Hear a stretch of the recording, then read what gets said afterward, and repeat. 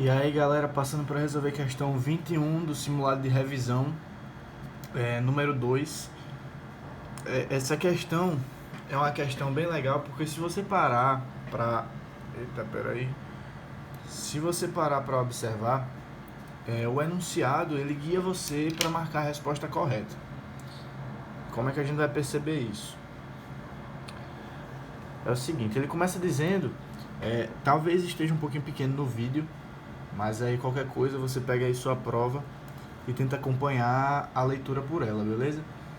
Ele começa dizendo que a síndrome de Cartagena, também denominada de discinesia ciliar primária, é uma disfunção genética provocada por uma mutação no gene TBX5, localizado no cromossomo 12. Beleza, se é uma doença genética por causa de uma mutação em um gene que está no cromossomo 12, necessariamente isso não é uma doença restrita ao sexo, nem uma doença ligada ao sexo. Já já a gente vai revisar qual é a diferença entre esses dois tipos. Por quê? Porque, só revisando rapidão, a restrita ao sexo está ligada ao cromossomo Y. A ligada ao sexo está relacionada ao cromossomo X. Então, se é uma doença relacionada a uma mutação em um gene que está no cromossomo 12, ou seja, em um cromossomo autossômico, em um autossomo, necessariamente não é uma doença que está relacionada com o Y ou com o X, não é uma doença relacionada aos cromossomos sexuais, né? Então, você já elimina A e a B de cara.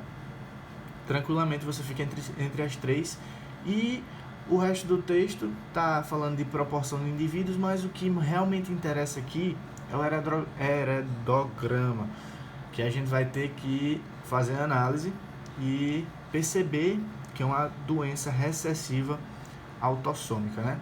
Então, vamos lá, a letra A está falando que é uma doença holândrica.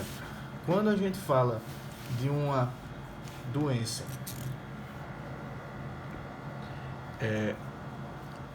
holândrica, a gente está tratando de uma herança que é restrita ao sexo.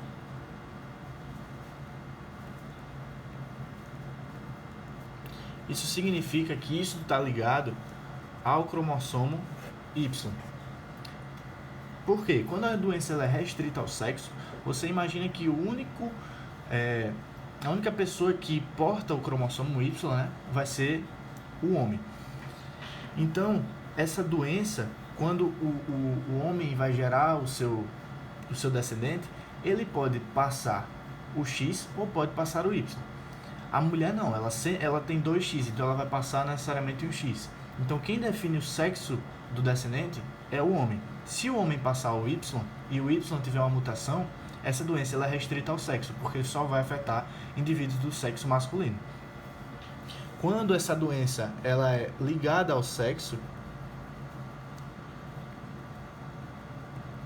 já está dizendo, ela é ligada ao sexo, não é restrita, ela está ligada ao sexo, ou seja, está ligada ao cromossomo X. Tanto homens como mulheres podem transmitir essa doença, beleza? E caso essa doença precise estar em homozigose para acontecer, ou seja, ela vai ser uma doença recessiva ligada ao sexo, e quando não precisar estar em homozigose, ou seja, só depender de um alelo, ela vai ser ligada ao sexo sendo dominante, ou seja, ela pode ser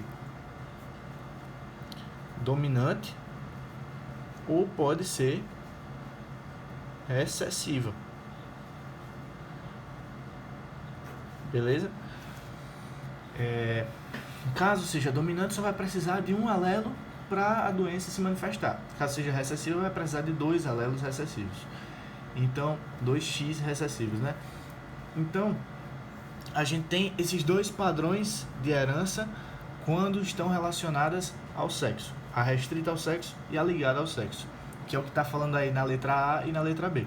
As outras letras vão falar de recessividade ou dominância, sendo com padrões de herança autossômicas, que é o caso dessa questão, porque ela está falando que é uma doença genética de uma mutação no gene TBX5 localizada no cromossomo 12. Se está localizado no cromossomo 12 é um autossomo, porque não está dentre os sexuais, não é nem X nem Y.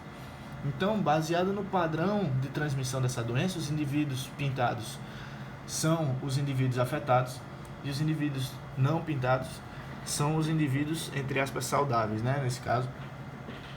Então, sabendo que ela é autossômica, qual é o padrão de herança aqui, né? Ela é recessivo ou é dominante? E por que é recessivo ou talvez porque seja dominante? No caso, ele é recessivo porque é legal a gente fazer esse tipo de exercício por suposição. Então, você tenta imaginar. Imagine que, sabendo que é uma doença autossômica, porque você já descartou a possibilidade dela ser relacionada ao X ou ao Y, o que é que você observa?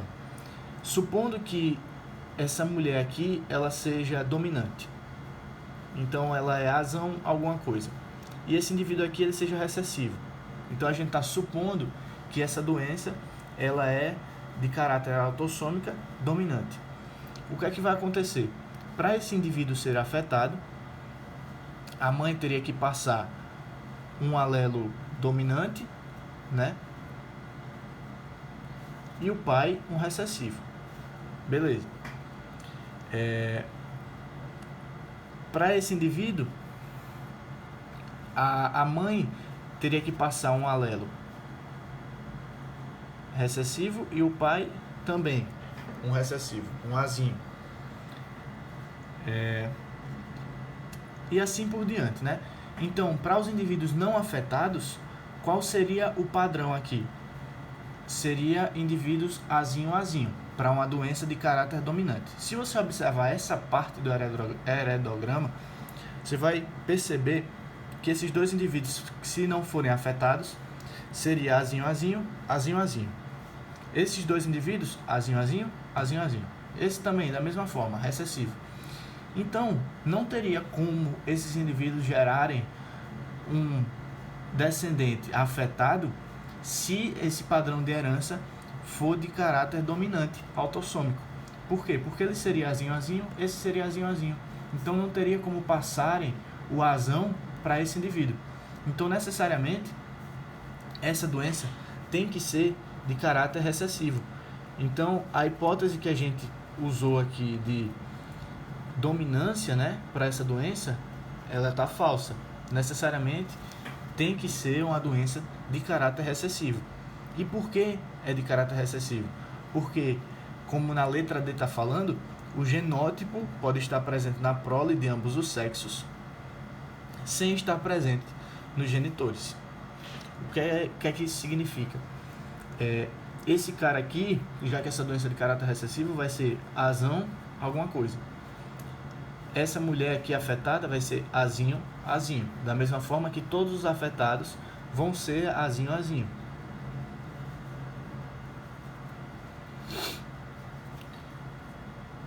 E o que é que a gente consegue observar a partir da transmissão desses genes para os outros filhos aqui, por exemplo? A gente vai ter que esse indivíduo aqui vai ser azinho. Porque o pai passou azão e a mãe passou azinho. Aqui o pai passou azão, a mãe passou azinho. Da mesma forma que aqui vai ser azão traço, que a gente não tem como saber. Nesse caso aqui, como esses dois não são afetados, mas o filho descendente deles é afetado, esse passou um alelo recessivo, esse também. Então ele é azinho. Esse aqui vai ser azão traço. Esse indivíduo aqui, da mesma forma, não tem como a gente saber esse genótipo da mãe, e não tem como saber o do filho também. Nesse caso, essa mulher aqui vai ser azinho, porque o pai passou um recessivo, a mãe passou um recessivo. Esse vai ser azinho, esse azinho também, esse azinho também, porque passou recessivo, esse daqui passou recessivo também, então tem que ser heterozigoto. Esse aqui não tem como a gente saber o segundo alelo, nem esse, mas eles têm um fenótipo de não apresentar a doença. Então, a gente consegue observar que, como a letra D está falando, o genótipo pode estar presente na prole de ambos os sexos, sem estar presente nos genitores. Então, o genótipo está presente na prole de ambos os sexos, ou seja, como está apresentando aqui, sem estar presente nos genitores. Beleza? Então, a gente descarta a letra E, porque está falando de dominância, a letra A, a letra B também, e a letra C está falando de recessiva autossômica. Isso é verdade, mas não é por causa da proporção no número de indivíduos. Isso não é uma questão de proporção que vai caracterizar se ela é recessiva ou dominante, mas sim o padrão de transmissão aí. Beleza?